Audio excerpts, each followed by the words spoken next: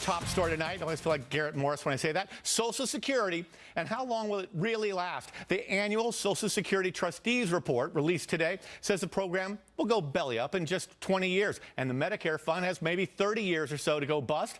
So is the situation dire or nothing to worry about? Here to crunch the numbers are Nancy Altman, co-director of Social Security Works, and Dan Mitchell from the Cato Institute. Thanks for being with us. And Nancy, why don't you start us off? What do you think of the report today? I think actually it's very good news for the American people. It shows that Social Security is extremely affordable. It is working even in this recession. It last year had a $54 billion surplus. It's got a $2.7 trillion accumulated surplus.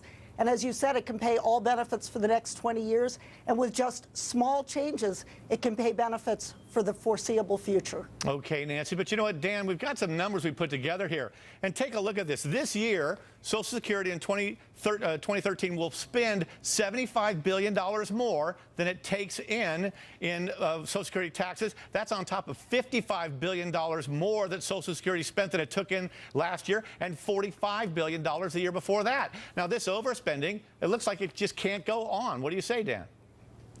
The real problem with Social Security is in the long run, and whether you call it a crisis or whether you call it something that can be managed, when you have between this year and the 75-year time horizon that Social Security uses, when you have cumulative deficits amounting to about $20 trillion, that's a real problem. That would either require huge tax increases or big benefit cuts, which is why I think the best thing we could do is to copy countries like Australia and Sweden that have put in place personal retirement accounts. You know, Nancy, even the report says that Social Security is safe for only 20 years. That's going to come along a lot faster. What should we do about it?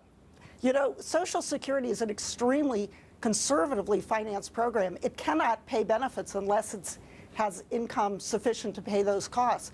So it does, can pay as I say, it has a surplus last year, this year, for the next 20 years. Then if we make the very wealthiest pay their fair share, right now they stop paying at $113,700, while most workers pay on their entire wages.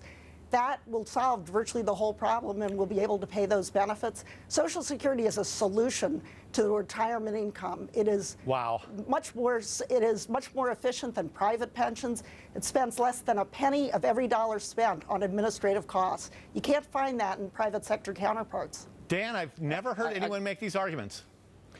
Well, two things. Number one, if you extend the Social Security payroll tax to all income and you turn it from a social insurance program into a welfare program, that undermines support for the program, and it imposes a huge 12.4% marginal tax rate increase on top of the tax increases Obama already gave us as part of the fiscal cliff. But another thing that your viewers need to understand, the so-called trust fund that's out there with the $2.7 trillion that's supposedly in it, that's nothing but IOUs. It's money that one part of the government owes to another part of the government. Bingo. It's like breaking into your kid's piggy bank, taking the money, going to Vegas, and then writing an IOU to yourself for your kid's college expenses. It's not a real asset. And even the Clinton administration admitted that. Nancy, he's got a point there. You know, all those wonderful figures you point out, Nancy, are based on the government actually paying the IOUs for all the interest that it owes to the Social Security fund. There might come a time when government just decides we can't pay that. That's not real money, is it? These are federal bonds backed by the full faith and credit of the United States. It's the same legal status as the money we owe to China and to Iran and to all other kinds of foreign countries. Are you telling me we're going to pay back our foreign enemies but not pay American workers? These are monies taken out of workers' paychecks and contributed. They're carefully accounted for.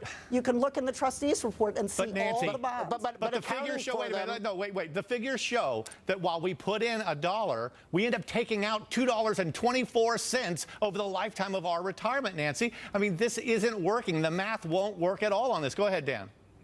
Well, in terms of rates of return that you were just referencing, if you retired 20 years ago, you probably got a pretty good deal out of Social Security. But for today's younger workers, with the way the tax burden has increased, they're going to pay in a lot of money to Social Security and get very, very little out. They would be so much better off with personal retirement accounts. And it's really amazing when you have these social democratic left-wing countries that are putting in place personal retirement accounts. It happened under the Labour Party in Australia, for instance. The Social Democrats had it in Sweden. Why can't we do it in the United States? 30 countries have done this. Nancy? It works so much better.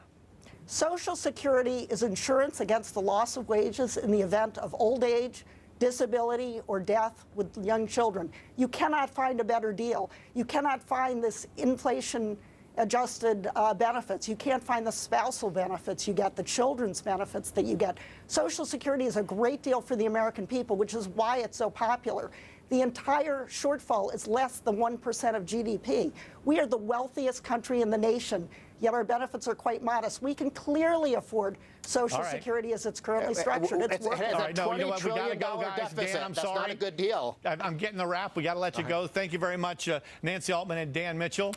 And for viewers, Thanks so just a much. note, this divide you just saw between the utterly different views is why we are not solving this Social Security crisis.